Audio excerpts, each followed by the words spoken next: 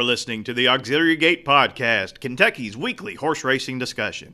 And now, here are your hosts, Alan Schneider, Brandon Jaggers, and me, CC Broadus.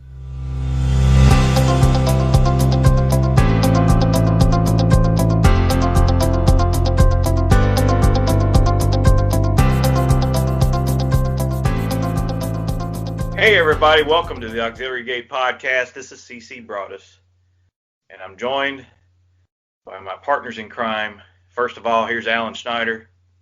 Arrivederci, everybody. And Latonia Stakes winning owner, Brandon Jaggers. Yes, sir, man. I tell you what, my voice is just now recovering from it all. But what a great win for Dream and for the connections. And thanks to Dan Glick. I'm going to get my trophy photo on Friday at Dan's house. So I get to hold the trophy for a little bit and just appreciate all the support and fanfare. It was a lot of fun. All right. So if those that don't know, Brandon owns a piece of Dream, a little Dream of You. Where can we expect her to run next? You know, I haven't heard one thing. So it would be a treat to run Derby week. That seems to be around the time that she'd be earning another race. I think she came out of that race just fine. Florent Giroux gave her a great ride that day, and I think he really made the difference and got her going. So glad she came on late, and we're thrilled for her. She's now a winner on synthetic, dirt, and turf. There's money to be made there. Money to be made. I hope. Absolutely. Okay, so here we are. It's April already, and we're just over 4 weeks away from the Kentucky Derby, and it's going to have 3 great prep races over the weekend, starting here in Kentucky at Keeneland with the Bluegrass Stakes, and then Aqueduct for the Wood Memorial, and then out west the Santa Anita Derby. The Santa Anita Derby and the Wood Memorial really came up tough, deep fields. Not so much here at Keeneland. I think there's going to be a standout in the Bluegrass, but we'll get to that later. First of all, before we get started, we're going to handicap this card. Alan, any thoughts on opening weekend? Well, obviously, like everyone, looking forward to it. I mean, it signals a bit of a new beginning here in the state. It's always that way here in Kentucky. The springtime, Keeneland kind of kicks off things, it seems like, in a lot of ways, and this year's no exception. So we'll be out there opening weekend. The weather's going to be a little cooler than we had hoped, I'll say that, but it'll still be enjoyable, so the weather'll still be dry.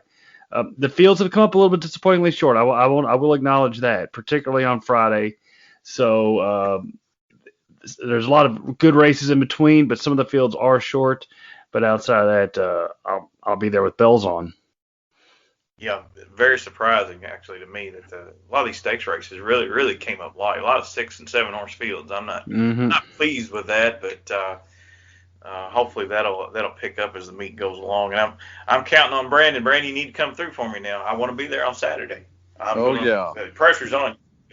Yeah. You know, just like what Alan said, we'll all be there Friday, and hopefully things work out that we're going to be up in a nice box on Saturday, and you guys are right about that. But other tracks, you know, and their stake races this coming weekend, those fields look light too. You know, 5, 6, 8 horse fields. So I hope this is not a thing that's going to keep coming on for years. I mean, obviously the full count is down, but man, I mean, it's kind of disappointing to see opening weekend at Keeneland a little light. Yeah. That's for sure. So, all right. So we're going to talk about Saturday, and it's a great card of stakes races. 11 race card capped by the Toyota Bluegrass Stakes, one of the top preps for this year's Kentucky Derby. And like I said, we'll get to that later. We're going to start with some spot plays. Alan, I think you like some horses, and maybe in race 2 and 3. Why don't you take it away? Start with race 2. Yeah, I like a little early. I'm going to have to like a little early on because the stakes race is a little bit light later. So I won't be afraid to pass races this week, and I'll put it that way. But I will try a little something in races 2 and 3. As of right now, things can change. But in race 2, playing Dale Romans at Keeneland is not something I ordinarily do a lot of, but I do like the placement of Mahomes money. number 2 in race 2. It's a starter allowance for $50,000. This horse has always been kind of a little bit hyped and been kind of disappointing his first few starts, but got stuck on the inside a lot of times, had to battle on the lead.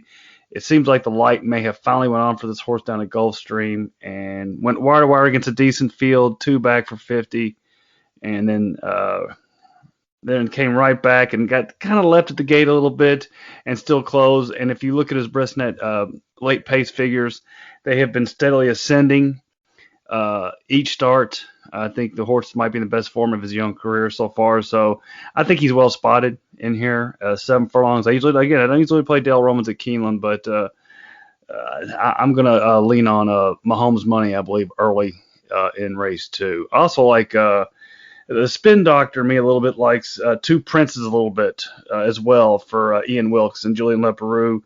I mean, they won a really nice race for $50,000. That one turn at Gulfstream. So if I decide not to single Mahomes money, I may go too deep in there and hope for the best. But right now I'm leaning Mahomes money in race 2. Race 2 is a starter allowance, the Beard course distance, which is roughly 7 furlongs and 184 feet. And the favorite here is Chasing Artie, the 8 horse, 2-1 for Wesley Ward. This horse is entered in the Sprint Stakes on the turf on Friday. I'm hoping this horse will go in this starter allowance race because if he takes money, I think we can beat him. I don't like him at all. Yeah, I think he's vulnerable. Yeah, we'll see where he ends up. He ran an okay second at Turfway, 2 back, but that was against Maiden Fast 15. Bob for 15, yeah. And he's bred for turf. He's by We Miss Artie, who I think was a polytrack horse back in the day, and Grandsire's Kitten's Joy. This horse is bred top and bottom for turf, and he's running on dirt. I think he's a play against here. If he goes there, he may go in the stakes on Friday on the turf, and in that case, then the odds, the betting will change in that race. But so we don't know where he's going to go at this point. But I'm like you. I hope he goes there. He may win the race for fun, but I'm willing to play against him at that 2-1 morning line if he does go. Well, we're on the other hand, we're rooting for Kenneth Ramsey to pay his training. So this. Does he owe you any money? He owes everybody else money. He does not owe me. He just owes me winners. That's all. All right, let's turn the page to race 3, 6.5 furlongs on the dirt, maiden special weight. Maiden's 3 years old. The morning line favorite is the 5 horse Shadow Matter, son of Macho Uno for Dallas Stewart. He debuted at Fairgrounds and finished second, beating a length and a half by Colonel Bowman. Alan, who do you like here? Again, really nice maiden special weight, really nice young 3-year-olds in here. A lot of ways to go, but there's no way I'm not leaving Brad Cox and Oxo Equine off my ticket. I believe with this number 11 primary endpoint at 5-1 in the morning line, this horse is a half brother to California Chrome and by Pioneer of the Nile.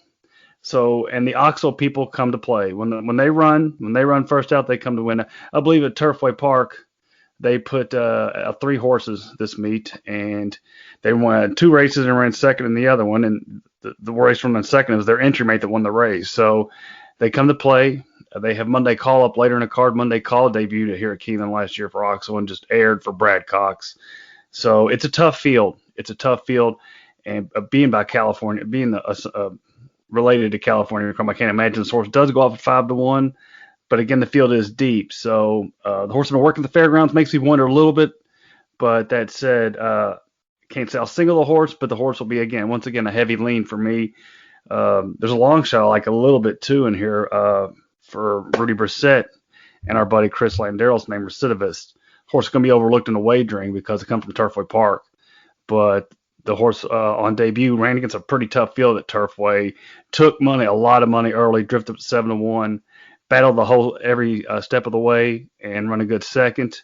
I got to think they maybe had this spot of Keeneland in mind, so I'm going to lean to the 11 primary endpoint, but I will definitely have Recidivist as my bit of a long shot play in there. But again, there's a lot of ways to go in here, and I could see a variety of horses winning, but that's the way I'm going. Yeah, you must include the 10 KC Rocket for Al Stahl. Agreed, yeah. Frank Fletcher. It's the son of Cantharos, and they gave $500,000 for him. Cantharos is a up-and-coming sire of probably sprint to middle distance runners. And this horse had a little bit of trouble down the backstretch in his first start. He finished third behind who might be the favorite in here, Shadow Matter. And I think you've got to include that one. I love Al Stahl second time out. So I think. And his horses with Frank Fletcher, they're the rocket horses, and they always tend to be runners too. So I would expect this one's no different. But it's a good field. It's a really good field. Yeah, and let's not forget our buddy Tom Drury. Yeah. 6-horse gun lap. He's freshly gelded, adds blinkers, turns back. I mean, that last start he finished well up the track behind Big Lake, who was briefly on the Derby Trail. Yeah, I like the horse. I love this horse as for the turn back and get the experience. You got some fresh shooters, obviously, but this one going 4-time out. I think its debut at 6 furlongs was a good debut. Yeah, and they need to return that horse back because those works are very steady, very consistent. But they've never tried to put a 5 furlong work in that horse, and I don't think those run happies want to go past a mile or 7 furlong. Yeah, those are the four. Those are the four. I think I'd be happy using. I may try to go get away with 2, but those are the 4 I like in there as well. All the ones we just mentioned. Okay, we're going to skip race 4. Race 5 is allowance optional claimer. I don't think anything sticks out there. That's for me. That's for me. I'm sorry. You want to talk about race 5, allowance optional claimer? Stick out's a little bold. I shouldn't go that far because again, as I just mentioned, I mean you've got a lot of ways to go in here. You got two runners for Brad Cox.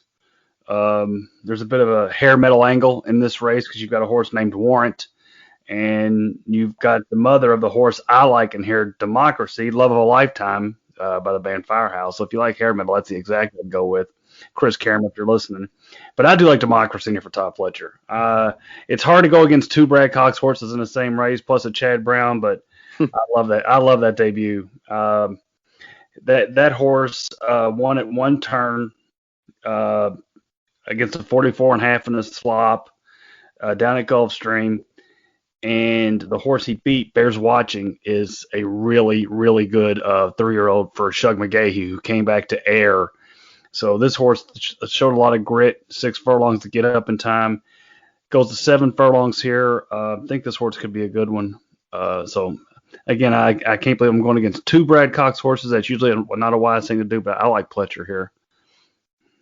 I'll tell you what, at 10-1, give me Santa Cruiser. Yeah, I can see that. Well, this horse was, he was sneaky live in his first start of the year in the LeCompte. He finished 4th. I mean, he's beaten a lot that day, but I remember he was way back. He was in a different zip code down the backstretch. And then they tried to go to the Risen Star. He didn't run well. They tried to go to Southwest. Didn't go well there. Maybe he bled in those 2 starts. There no Lasix. This is his first time Lasix in 7 career races. This horse, on the turn back, he might be okay here. And his best races were at 1 turn. His 2 best races were at 1 turn. I don't think you'll get 10-1 on him. And we should also point out the worst named horse in the history of horses, number 9, Founder. We've covered this horse before, but that's something you do after you eat too much, right? You Founder? Yeah, a little bit. Okay. I kind of like the Medicine Tail. Who? Medicine Tail? Yeah, on the inside for Corey Landry and Dan Kobiski. Yeah. When this horse debuted a couple times at Turfway, kind of the same flat level, I just don't think that horse liked the synthetic at all. And if you come back to Ellis, Craig, you got to remember these Ellis horses. But, I mean, I think this horse has really been training well, and it's worth a shot. But, you need some price. And obviously you'll have the morning line. I do not have the morning line.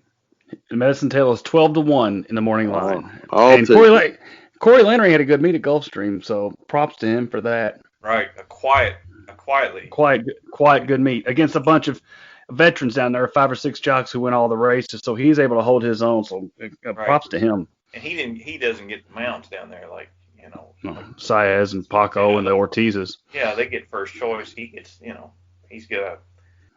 I don't know. It was a good meet. is a good meet for Landry. I Yeah, thought. Landry rarely has a big Keeneland meet, so he's usually so it'd be interesting to see what he does here at this meet after coming off the good Gulfstream meet. He usually revs up for Churchill, but I'm hoping Corey does well this meet. And maybe he does well with Medicine Tail. We'll see. Hey, is the abbreviation TTC, is that the Churchill Downs training track? No, it's the one. It's the one on Parrish Pike, the Thoroughbred Center. Oh, that's right. That's right. You need to go there. That place will freak you out. Mm-hmm. I've driven by it. They got a big barn, a giant barn, and it's got like 4 or 5 rows of stalls inside the barn under roof, and then they will close off all those rows and turn the barn into a training track, so the horses can gallop around the barn if the weather's too. Oh, this place is huge. It's pretty cool. Anyway. Well, I think this is a good live mount and a good long shot that I'm going to play. All right, good luck. Race 6 is the Appalachian Stakes presented by the Japan Racing Association. 1 mile on the turf for fillies 3 years old. This is a grade 2. As I recall, I think this race came up light last year, and it's no different this year. Only 6 horses in the race, led by the 2-horse Spanish Love Affair, who won the Here Comes the Bride Stakes last time, but was disqualified and placed 4th in a kind of somewhat controversial DQ. I thought it was the right call. But Chris Landeros is getting the mount, and as we talked about, that winter riding for the Cassie barn has paid off as he gets the amount on a live favorite here in the Appalachian.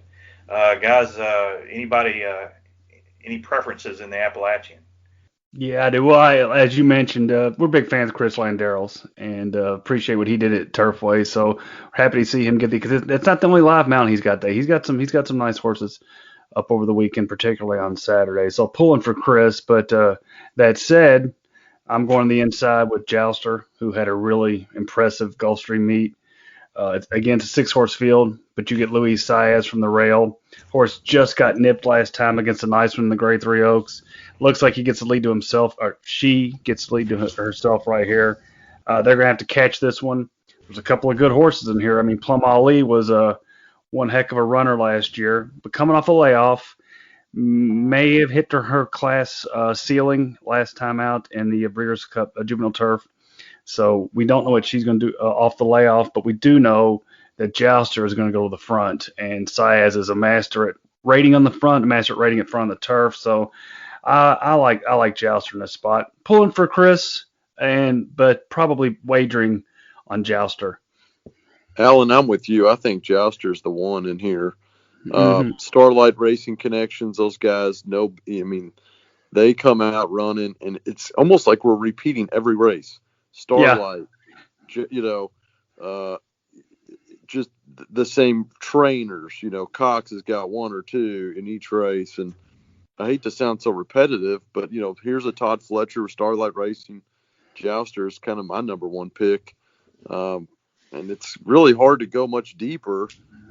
I'd maybe throw in a long shot if you're playing, but Plum Ali obviously looks good, but that big layoff, you just don't ever know. The works aren't really telling me anything if this horse is ready or not. So, and then you got Cox in here again.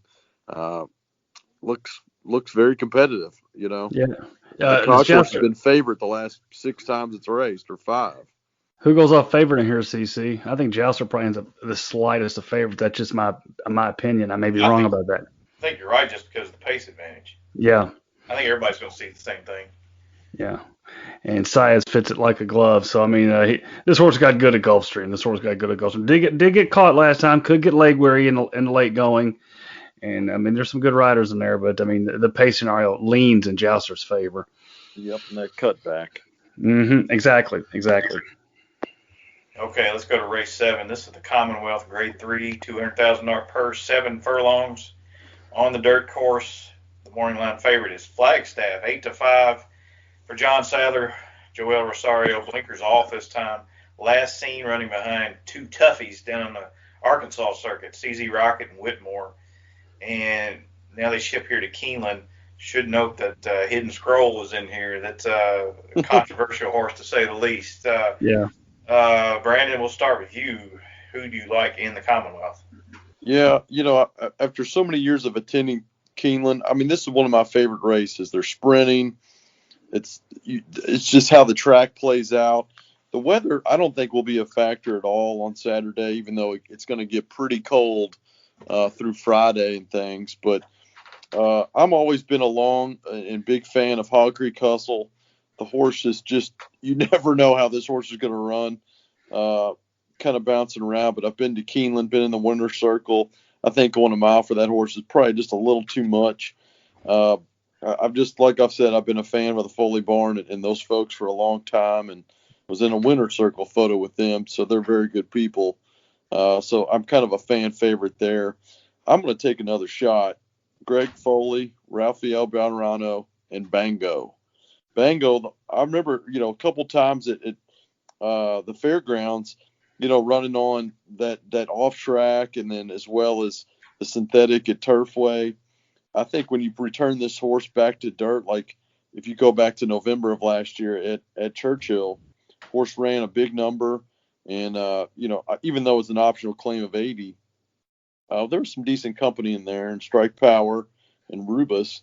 I think this horse has got a shot, and like I said, I got no morning line, so I'm gonna trust just my vision with these. And 10-1, 10-1 in the morning line. Love it. All right, Alan. I don't have a strong opinion in this race. I'm going to defer to somewhat. I won't give out a selection per se. I know the two to the inside, Flagstaff and Hidden Scroll, are probably the ones to beat, as well as Hog Creek Hustle off the lap. I don't trust any of them where I can sink my teeth into them. So this is a race I'll watch as a fan. Perhaps I spread a little bit. I will. Like Brandon, I will be pulling for Bango. Bango's a favorite of mine. The Foleys, you have Vicky Foley, you have Greg Foley in here. I'm a big fan of Bango. I don't know if he's classy enough to beat these, but I do know his last two races are a bit of a throwout in that he raced on the dirt last time against our buddy Michelle Lavelle, who Just Might outbroke him. And it's hard to beat Just Might out of the break, and Bango didn't get the break, so it kind of muddies up the form, as does a bad trip at Turfway. So Bango's going to drift up to 15-1. That's good enough for me in a spot where I don't have a strong opinion. So I'll just take the price and pull for a favorite horse of mine. But again, I'm deferring overall. I'm not really. I love the race itself. I'm just not crazy about this particular edition to where I have a strong opinion.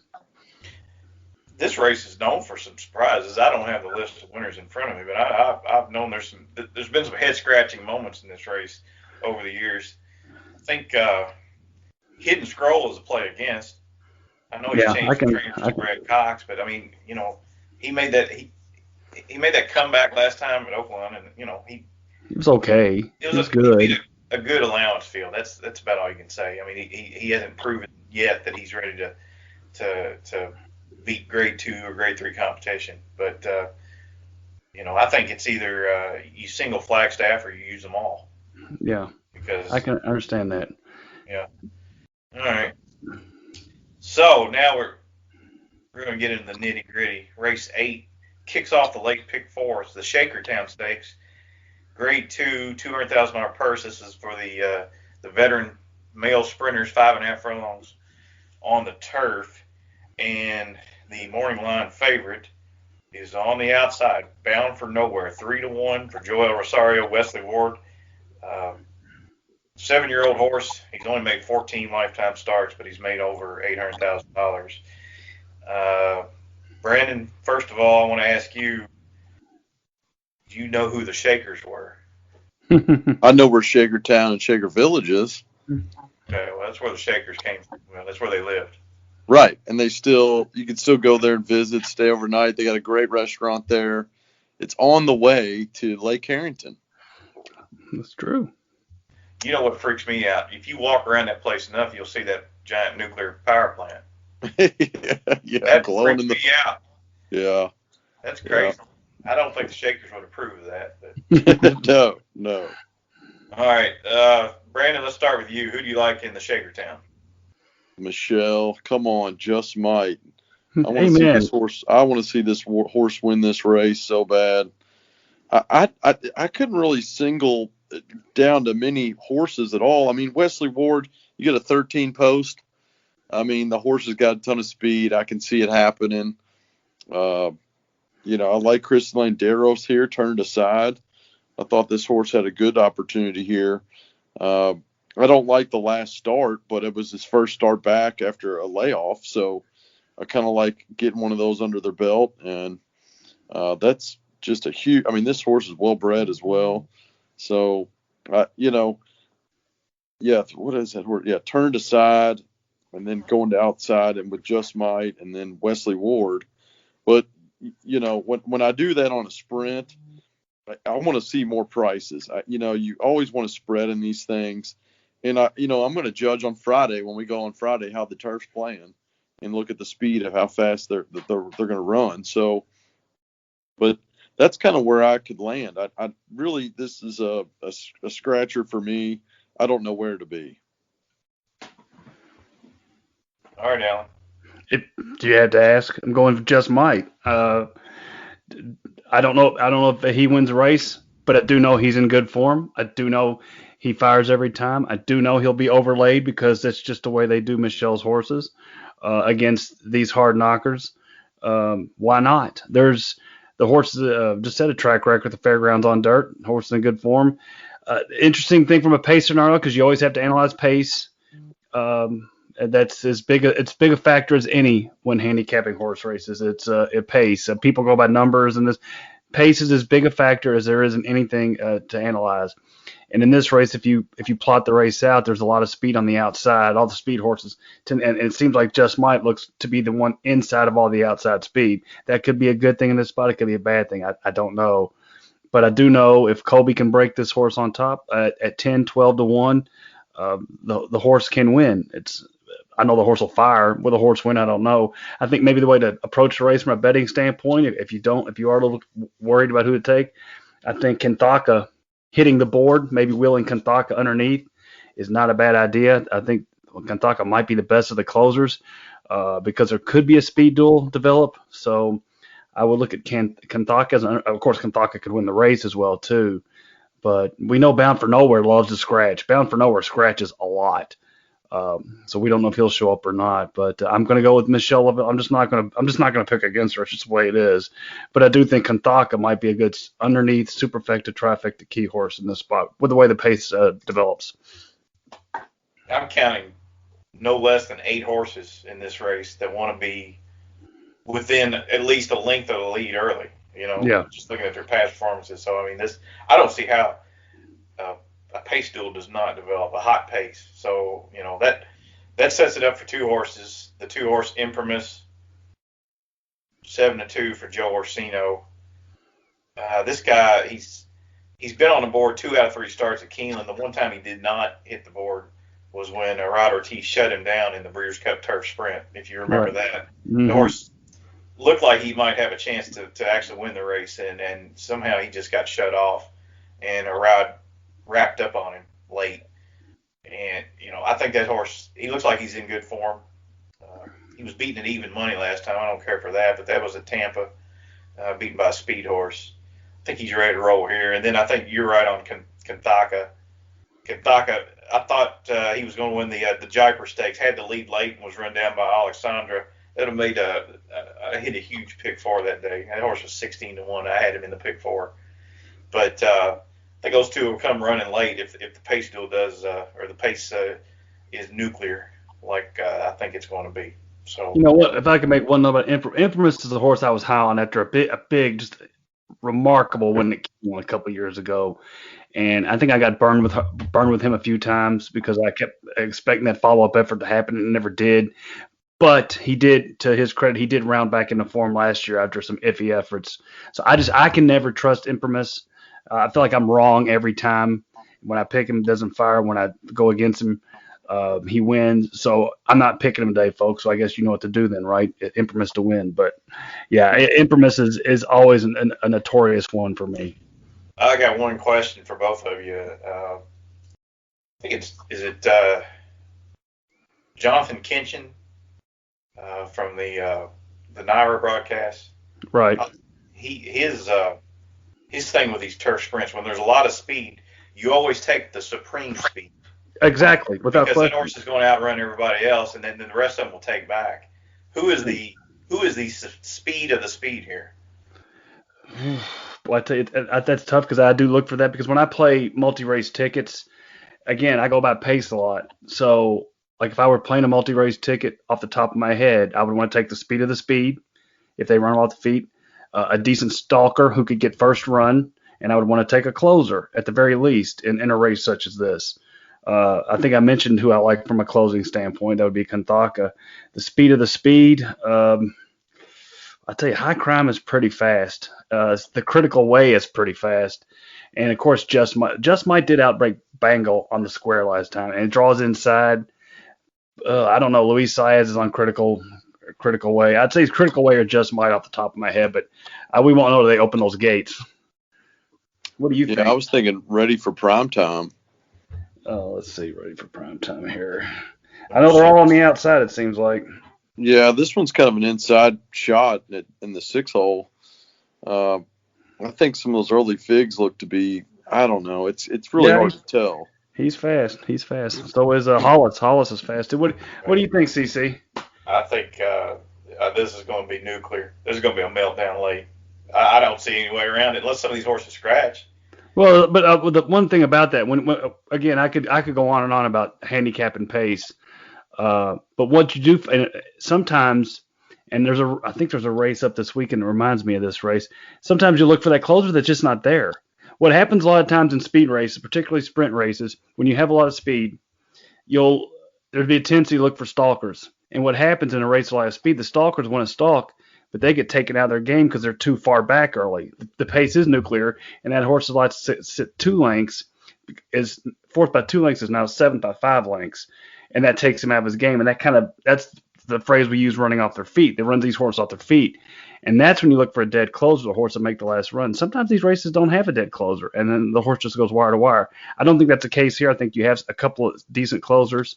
But again, pace, I can't emphasize that enough, is handicapping the pace of a race. And I think this race is a good illustration of that. All right. Yeah.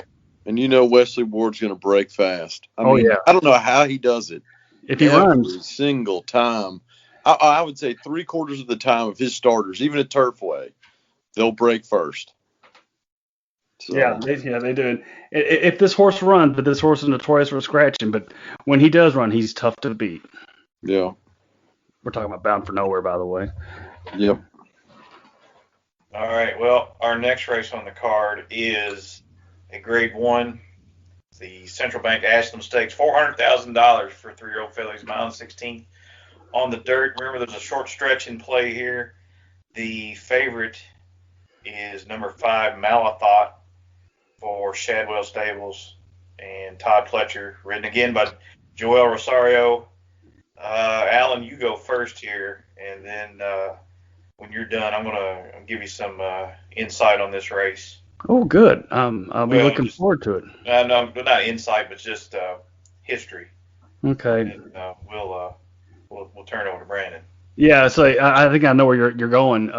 And even though this is a short field in the Ashland, every time you think you've got it narrowed down the Ashland, there's some crazy price that comes up. So I think that's probably where you're leading. That said, I'm going to take Simply Ravishing. Not as strong an opinion as I've had in some other races, but I think the public's going to gravitate to Malathat because there's a lot of hype with Malathat for Pletcher after winning at Aqueduct, the Demoiselle, the Grade 2. But the horse has been off since August, and that race was in the slop. Are they playing catch up? I'm not sure, but Simply Ravishing as well as coming off a layoff. However, Simply Ravishing did win the Alcibiades here. The only really poor effort the horse had was Luis Saez was not aboard. Luis Saez is aboard today. 5-2 in the morning line. I'd be happy getting 5-2 on that horse. Give me Simply Ravishing for Ken McPeak. Alan, I'm with you. I'm duplicating exactly what you said. I don't Malatop, or however you pronounce the name. I mean, if you look, they may have been trying to find a race for that horse, but maybe the work tab is kind of you know, you got a January bullet, then you go to late February, then you start picking up weekly works. You know, this horse is obviously bred great, real $1 million expensive purchase. Yeah. Yeah. But I don't know. I mean, 3 starts and this horse is going to just come here and win a grade 1. I don't know, but it's happened before. I thought, yeah, Simply Ravishing was definitely the one to take it here.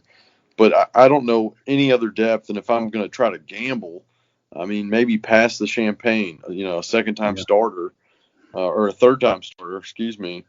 And, you know, they had impressive speed figures, well debuted, but nothing else is jumping off the pages. Correct me if I'm wrong, CC, before you get going.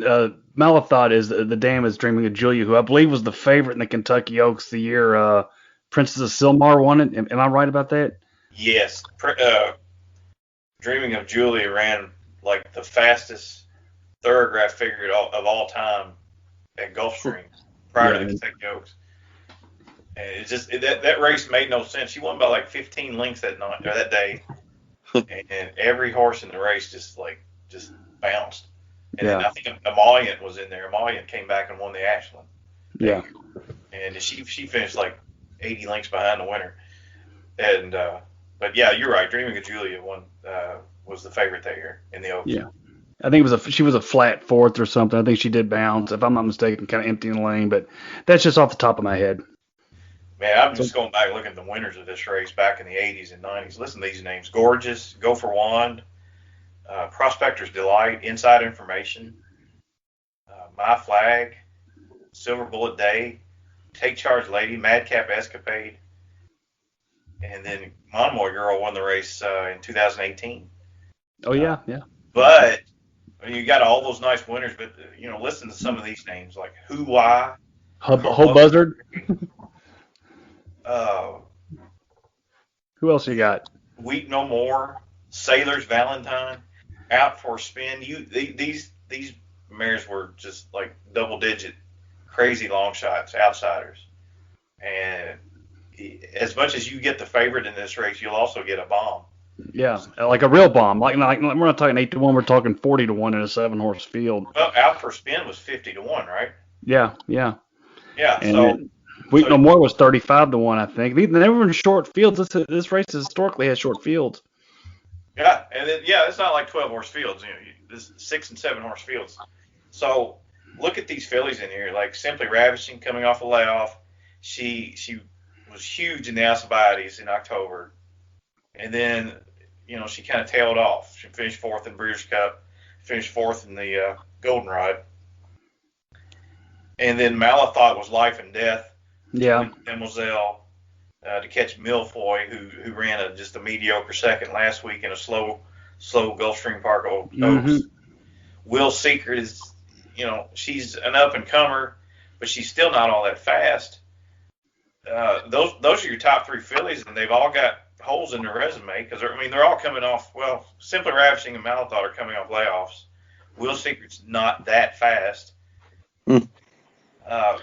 I see where you're going. I mean, Moonswag, for instance, if you're looking for alternatives in this race, Moonswag scratched out of the Oaks last week at the fairgrounds, and off a career effort. They may have been wanting to come to the Ashland because I've run 3rd to Clarier and travel column. So you may look in that direction, and then you have Curl and Sketch on the inside with Mark Cassie and Chris Landarell's horses run some really nice 2-turn races. So I guess, the thought of going all in this, if you can go deeper later, go a single later, may be a decent option. I agree. I see where you're going with this. I'd absolutely hit the all button here and hope. At least on one ticket, yeah. Yeah. Because I don't have to have any of these fillies. They're just. Agreed. Yeah. So that's where I'm at. That's a cop out, but I'm hitting the all button here. Okay. All right. So the 10th race is the Madison Stakes. The penultimate feature on the card. It's a grade 1, $300,000. Always a tough race. Fillies and mares, 7 furlongs on the dirt. And I'm very interested to hear what you guys have to say about this race. Brandon, we'll throw it to you first. Well, I've got 3 horses in this race, and 3 standouts to me. One, I've been a fan of the number 1, Synesis, from Mike McCarthy barn. I know a lot about the barn here on the East Coast. I saw this horse come over to Churchill and debut on that optional claimer. Ran a great race to Chocolate Kisses, and I forget about that Estelio. That horse is somewhere else in this card. Oh yeah, right? Or no, I'm getting confused with the other one. But anyway, I'm a big fan of Synesis, especially when this horse just ran 2 or I think it was 3 Bob Bafferts off the course at Santa Anita back in January. The horse has been, hanging out since then, but I tell you, the barn here really worked with this horse from September, through November, and I hate to see that this horse has had some gaps in the running line, but maybe this horse has needed it. I don't like a Chilean bred at all, but I've just been a fan of this horse a long time, and the last time they ran out, I mean, it paid a great odds. It's $7.50. So, or no, it was a lot more than that. But anyway, so I just think the world of that horse, and I know the trainer pretty well. I think Bell's the One's got another big shot, but again, you got a big layoff. But I think this Neil Pessin just been training this horse like lights out. Lothenbach Stables, those guys have got real winners in their barn. I think this horse is a real serious shot. I'm not playing Kamari at all, and I'm coming to Wisconsin. Greg Foley. I think these guys are ready. This is their meet. This is where they want to be. I should say Bell's the One is the 2-1 morning line favorite for Neil Pessin, as you mentioned. Alan, what do you think? Give me Kamari. Kamari's 3 for 3 on dirt. I've been waiting for this horse to run some back-to-back races. The prep for this was good. I've thought a lot of this horse for a long time. She is hooking some tough customers here today, and Bell's the One, and a horse I really, really like in Wisconsin. But I think Kamari has been destined to win a race of this nature with her talent. I hate picking against Wisconsin because if you go back, this horse is I've done well with this horse. This horse is a wait and make one bold run type of horse. So when the pace is there, this horse is double tough. And we were talking about pace earlier and how races flow and how races unfold. And a good example is her last race in the Breeders' Cup Filly Sprint when she made her run. She ran her race. She was 6x10. She decided to go after Gamine and Serengeti Empress that day. And what happened, if you look at the past performances, are a classic example of what happens when you make your run against 2 classy fillies that won't stop. She made the huge move, looked like she was threatening, and then she couldn't make any more ground on him. And then she got passed late by horse. Bell's the One who moved late. That kind of move she made will win most races. She just ran into 2 monster fillies. So there's no horses of that caliber in here. But so I do expect a good effort from Wisconsin if the pace develops. But my top choice is definitely Kamari. And I want to give a nod, obviously, to Shananis and Bell's the One who's a tough customer. But give me Kamari, Wisconsin. So let's talk about the pace here. I mean, is it Monday Call the early leader? Yeah, that horse is a little quixotic to me. She tailed off last year, but against those Oxel guys, if this one's ready, this horse could wire it 9 or 10 to 1. You think Cox will be? I mean, because that would be a hell of a bet. Yeah, this horse is going to go off at 8 to 1 morning line. I would think 7, 8 to 1 is probably legitimate going against the horses like Bell's the One and Kamari. Yeah, I'd say 7, 8 to 1 is probably going to happen. Damn, you'd never see Cox at that ever. What do you think, CC? How do you see it unfolding? Well, I think it speaks volumes that as she tailed off her last 2, that Cox Barn brings her back here off the layoff in a Grade 1. I mean, if she runs to that race at Ellis Park, I think she'll win this because she's low speed. Nobody's going to go with her. I mean, she's my top pick, but I do like Synesis on the inside with Castellano and McCarthy.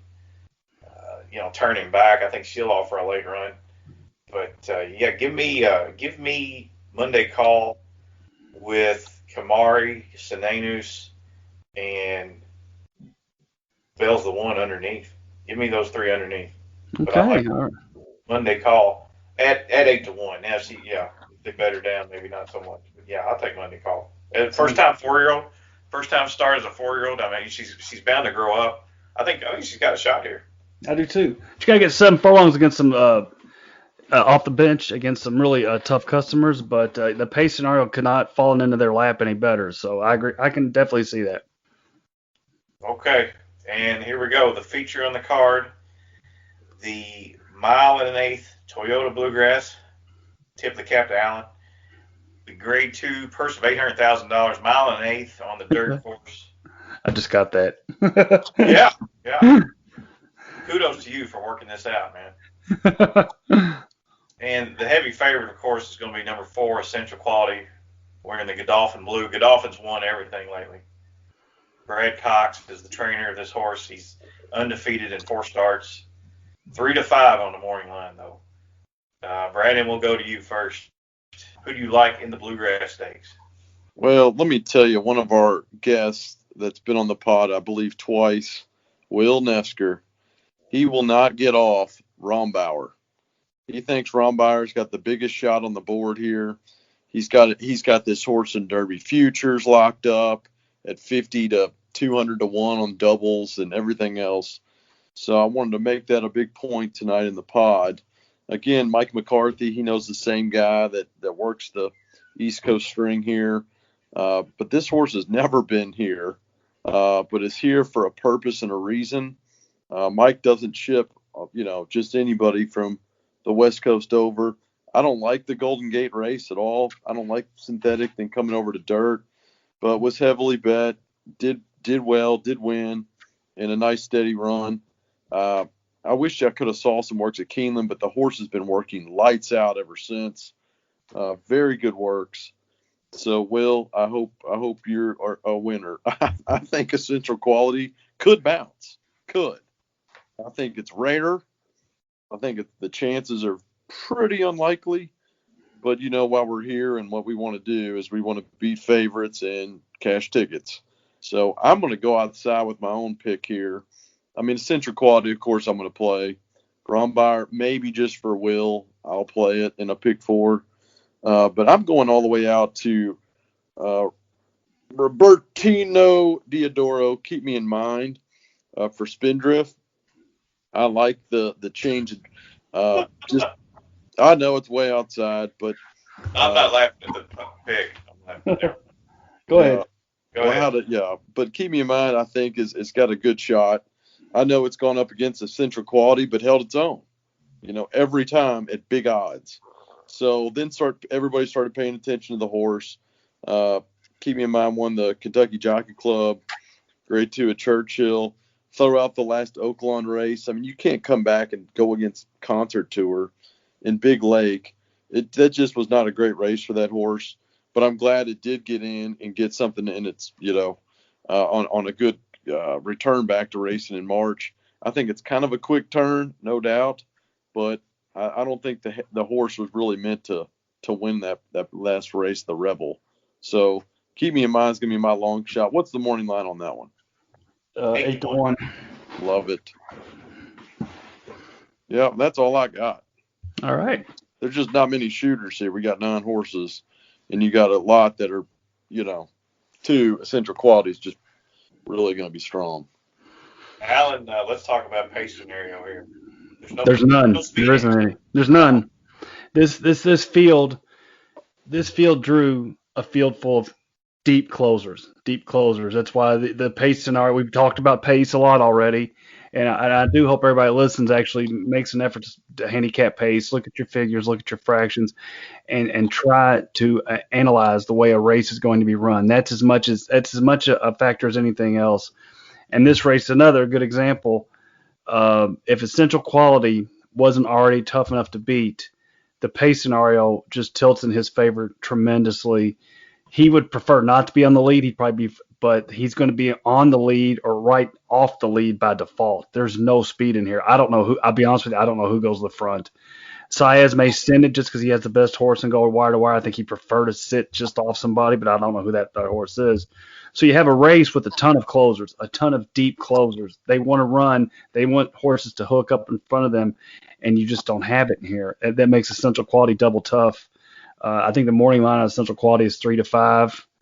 I think he's probably gonna be about that 3. I mean, you might get 4-5 on the horse, but he's the best horse in the race. He's a leading favorite for the Kentucky Derby, and the pace scenario just works for him.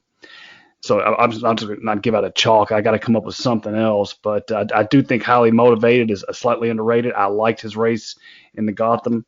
I thought he was actually really picking up stride down the lane, really reaching out. So I expect, and who knows, they may send him here. I don't know. So the way I would approach this race is I will take Essential Quality on top. I'm not betting against the horse. And I would put Highly Motivated and as Brandon said, Rombar. I think Rombar's is a really nice horse. I don't think the pace center was going to work for him. I would put Highly Motivated and Rambauer in the 2 spot behind Essential Quality. And then underneath, I would use, again, Highly Motivated, Rambauer, Hidden Stash for Vicky Oliver on the rail, and Keep Me in Mind has to run better than last time. So I would maybe play a trifecta or superfecta in that manner. But it's Essential Quality to me. Essential Quality to me simply because of the pace and the class.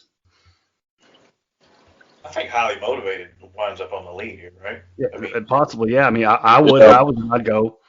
I mean, he last fall on Breeders' Cup Day in the Nyquist Stakes, he was 2.5 lengths off of 21-3 opening quarter. I mean, I think he just, I think they use his speed and try to go wire to wire here. And but Saez will sit right off of him, won't he? Saez will be right there with him. Right. I think he'll be no more than 2 lengths back. And, I mean, that's awful chalky to look at it that way. If Highly Motivated can get 9 furlongs, he's probably in the exacta. Hopefully it won't be. I mean, if I play in the race, I'm going to play Essential Quality, and I'm going to play Keep Me in Mind to pick up the pieces late. So maybe like a 4-9 all and a 4 all 9.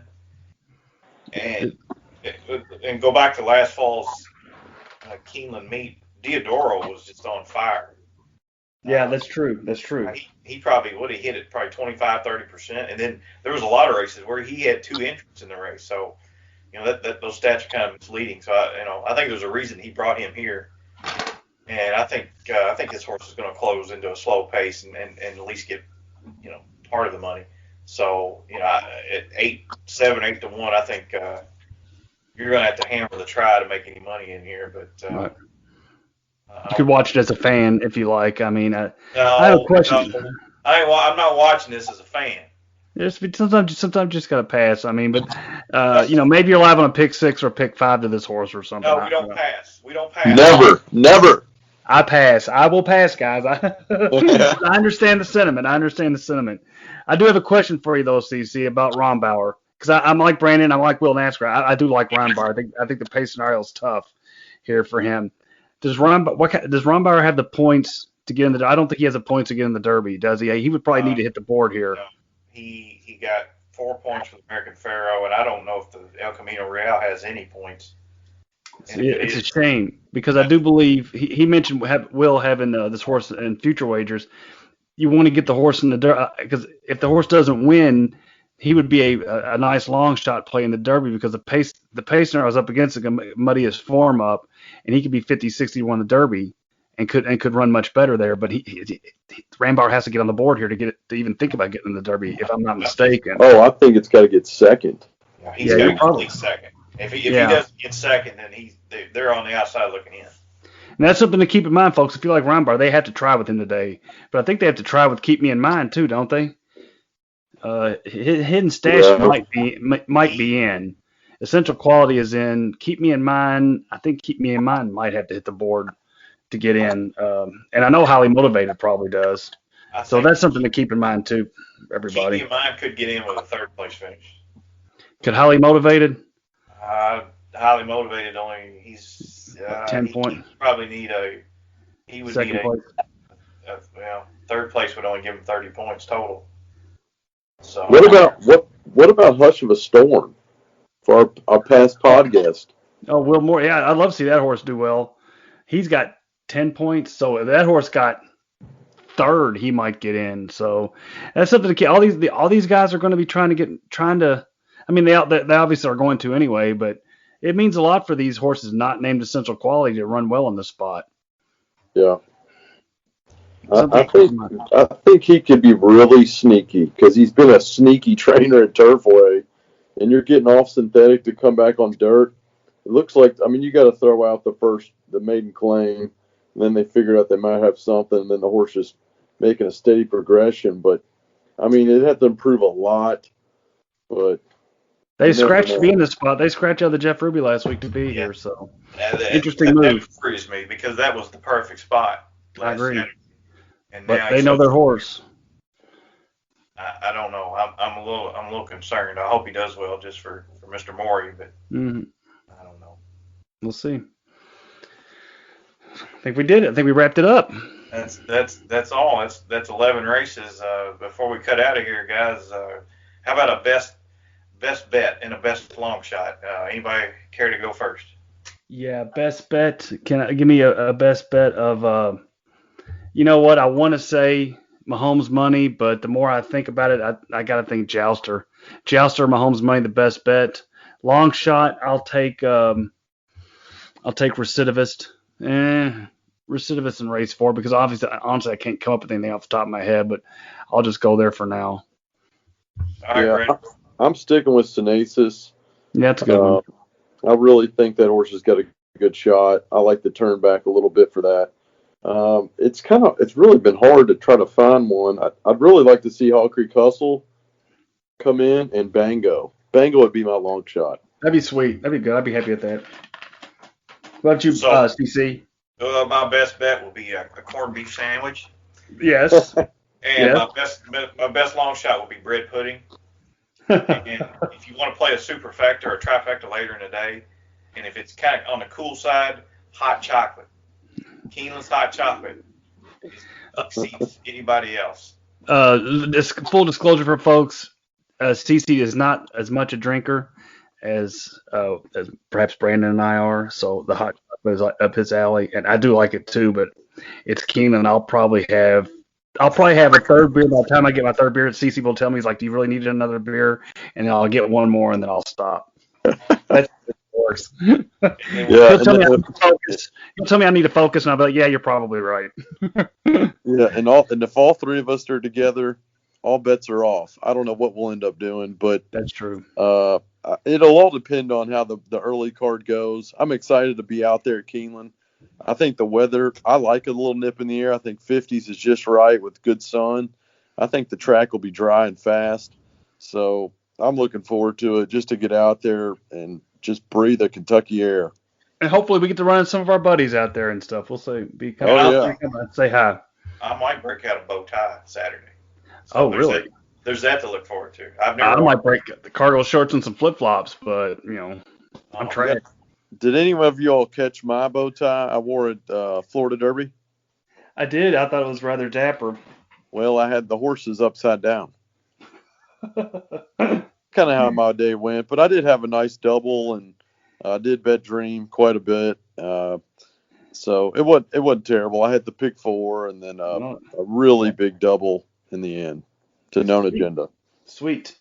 Yeah, it was fun. All right, let's wrap it up here. So, as we said, big weekend of racing. Don't forget about after Keeneland's over, we got to watch the Wood Memorial and the Santa Anita Derby. And then we'll be that much closer to maybe realizing who the Kentucky Derby favorite is going to be. And the Derby picture is going to should come into focus a little bit more on Saturday evening. If you see us out at the track, be sure to come by and say hi. If not, until we see you next time, remember, the gambling money ain't got no home.